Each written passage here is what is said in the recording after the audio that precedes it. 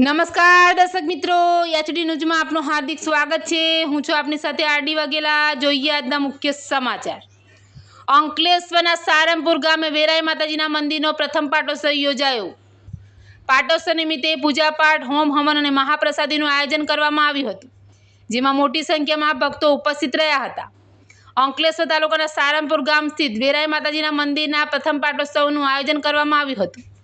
આ પ્રસંગે શાસ્ત્રોક્ત વિધિ અનુસાર વેરાઈ માતાજીની વિશેષ આરાધના કરવામાં આવી હતી। સવારથી જ પૂજા અર્ચના અને યજ્ઞવિધિમાં મોટી સંખ્યામાં ભાવિક ભક્તો ઉમટી પડ્યા હતા અને દિવ્ય યજ્ઞના દર્શનનો લાભો લઈ ધન્યતા અનુભવી હતી। પ્રથમ પાટોત્સવ નિમિત્તે ગરબા અને મહાપ્રસાદીનું પણ આયોજન કરવામાં આવ્યું હતું, જેમાં મોટી સંખ્યામાં ભક્તોએ મહાપ્રસાદીનો લાભો લીધો હતો। એચડી ન્યૂઝ સાથે રિપોર્ટ જયેશ પ્રજાપતિ, અંકલેશ્વર।